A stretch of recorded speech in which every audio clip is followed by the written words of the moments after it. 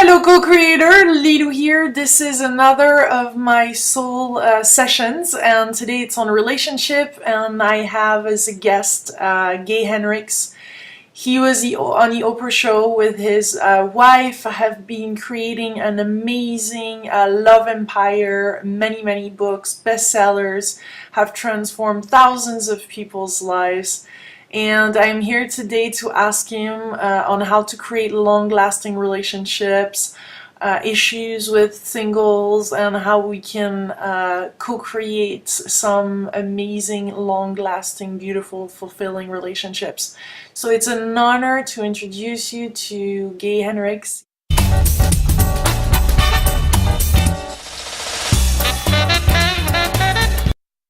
Good afternoon, Gay Hendricks. It's a pleasure to be interviewing you today on soulmates and lasting relationship and creating genuine love in our life. Thank you very much for your time. My pleasure. Great being with you. So tell me, you are one of the top speakers out there with your wife Kathleen about creating lasting relationships. Do you actually believe in soulmates? And what is Well, it? I've been asked that many times, and I'd like to tell you the way I look at soulmates, that I think one of the greatest quotations I ever came across was from the novelist Tom Robbins. And he said, instead of looking for a perfect lover out there, look for the perfect love inside yourself and open up and feel as perfect a love as you can make for yourself. And my experience was that when I did that, finally, after trying everything else I could possibly think of during my 20s and early 30s, when I finally did that, when I finally just loved myself the way I was, suddenly I found the one. You know that it happened a month later. And I've never known for sure whether to call that a soulmate or what. It's like, because I think one of the problems I have with soulmates is the idea of maybe people think there's just this one person out there and they have to kind of keep looking and looking and looking and looking and looking until they find that person. But I want to just say that the way I think it works is you kind of look for that perfect person inside yourself, and when you finally realize there isn't anybody, there's just you the way you are, and when you remember to love and honor that part of yourself, that imperfect part of yourself, then I think it frees you to find a person that also loves themselves at that level. And then you come together and the relationship becomes about being in a space of unconditional love together. So I just want to, when we use the word soulmate, I just want to make sure that people aren't thinking of pursuing something out there that's some idealized perfection out there in the world, and they've got to keep still looking for it. So you're saying once you're aligned yourself, you love yourself unconditionally, then potentially right there, the right person that is there for you out there can show up. Kind of in a miraculous way, I heard. I mean, some people say right away when they've seen that person, they fell in love. They knew it was the one. Was it your case? How old were you when you met Kathleen? When I met Kathleen, we call her Katie here around the house too, so you're welcome to call her Katie. It's a little bit easier to pronounce than Kathleen. Even Oprah Winfrey mispronounced Kathleen's name a couple of times when we were on her show the first time. One of the things that happened for me was that a month before I met Katie, I had kind of a crisis in myself where I realized that every relationship problem I'd ever encountered in my teens and my 20s was always because either I didn't tell the truth about something or the other person didn't tell me the truth about something, so there was some kind of dishonesty in the relationship. And also, every time I'd encountered a relationship problem, there was always blame involved, where one or the other of us would start blaming the other one for the way things are. And then, of course, when somebody blames you, as you well know, usually you don't just say, yeah, it is all my fault. So you usually kind of blame the other person back, and it gets into this cycle of blame. And I realized that had happened every time that I'd ever had a relationship conflict, even going back to the first time I was had my high school girlfriend when I was 17 years old.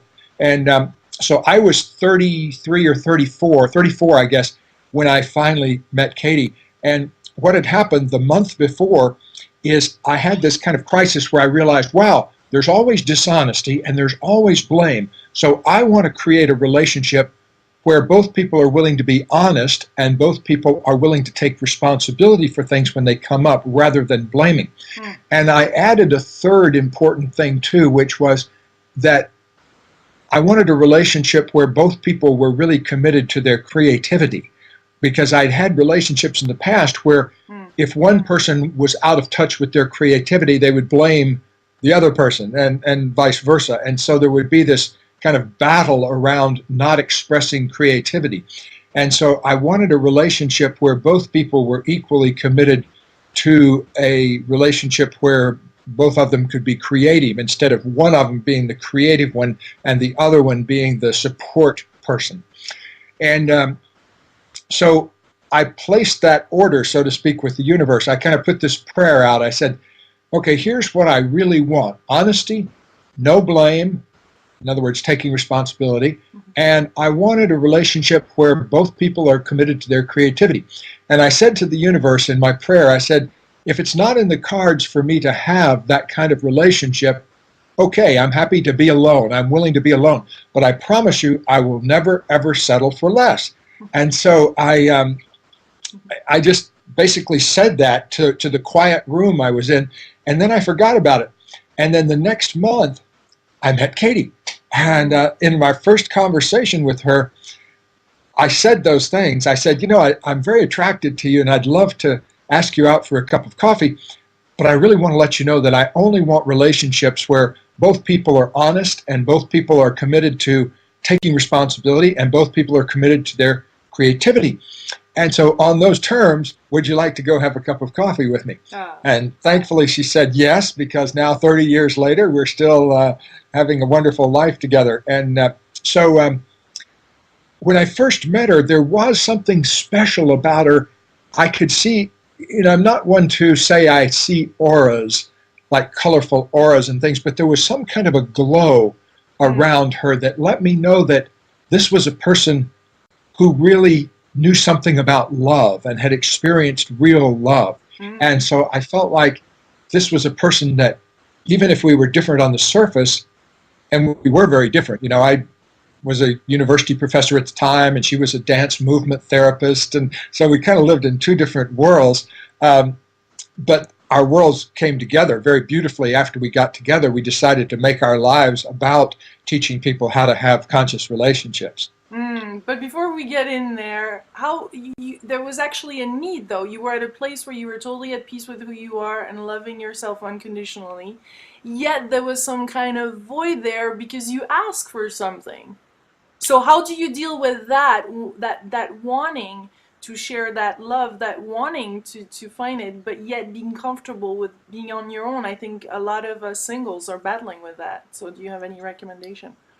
That's a great question. I appreciate the way you asked that, because, see, I think it shouldn't be an either or. I think that, see, a lot of people think you either plan and do visualization or you just kind of take life as it comes at you. Yeah. But why not do both? Why not go ahead and work on learning to love yourself and loving yourself deeply and unconditionally, and also put out some plans or visualizations or affirmations about how you'd like things to be? Because, think about it in terms of ordering breakfast in a restaurant.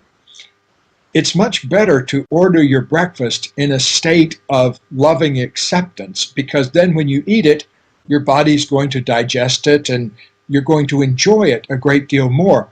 Whereas if you said to the waiter or waitress, all right, just bring me some pancakes and be quick about it. If you were kind of like ordered it that way, then what would happen is that you'd probably get back that same kind of, kind of a dismissive sort of response from the person on the other end. Yeah.